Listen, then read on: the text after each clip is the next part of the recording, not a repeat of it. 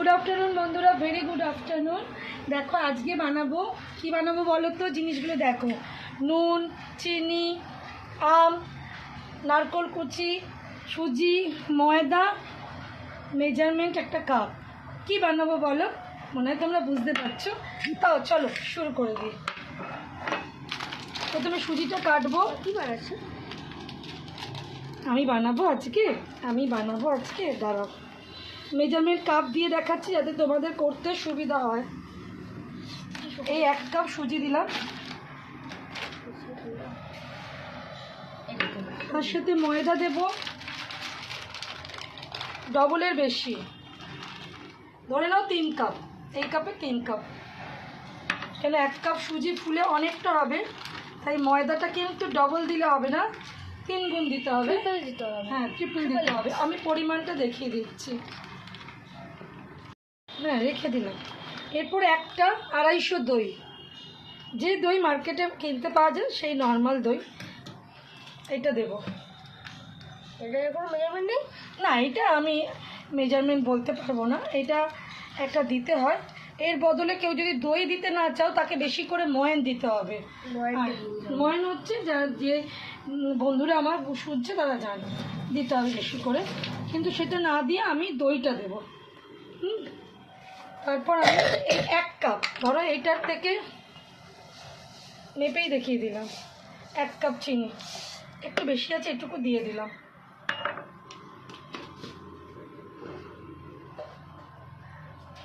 এক কাপ নুন, না না, নুনটা আমার পরিমাণ মতন, যে কোনো মিষ্টি জিনিসে আমাকে নুন দিতে হবে। নুনে আবার কি দিলাম। দিয়ে এবার আমগুলোকে আমি এর মধ্যে এরমভাবে হাতের সাহায্যে ঘষে ঘষে খাট্টা বার করে নেব প্রত্যেকটা আমকে।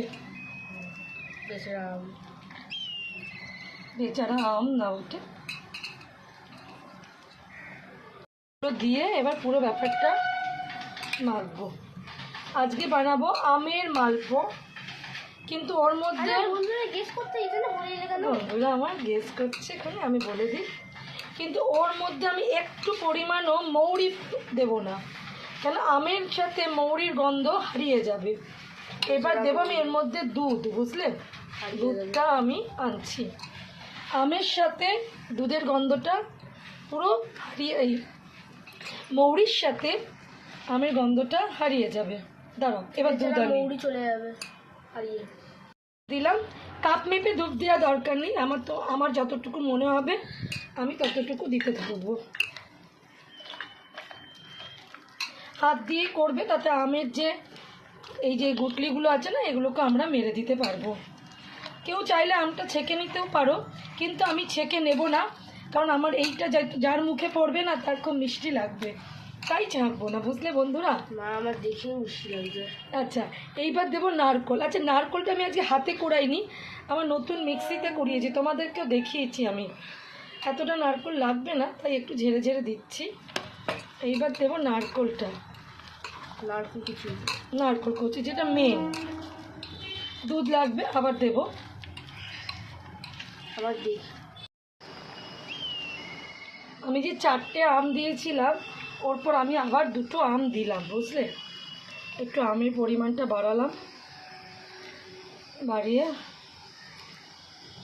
এটা এবার ভিজবে, বুঝলে, এটাকে পুরো ব্যাপারটাকে এবার ভিজিয়ে রেখে দেবো। ভিজলে জিনিসটা ফুলবে, সুজিটা ফুলবে, ময়দাটা ফুলবে, চিনিগুলো, এটা আমি রাত্রির বেলা ভাজবো। এটা আমি এখন রেডি করে রেখে দিলাম, বুঝলে বন্ধুরা, আমার সকল বন্ধুরা বুঝলে, এটাকে আমি এখন রেডি করলাম। আর একটু নারকল দিয়ে দিই, এতটা নারকল রেখে তো আমার কোনো লাভ হবে না,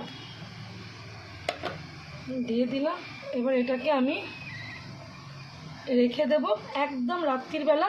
আমি এটা আমের ভাজা মালপো বানাবো, একদম ভাজা মালপো, কেন রসের মালপো বানাবো না, আমটা যথেষ্ট মিষ্টি, খুব মিষ্টি হয়ে গেছে, তাই এটা ভাজা মালপো বানাবো।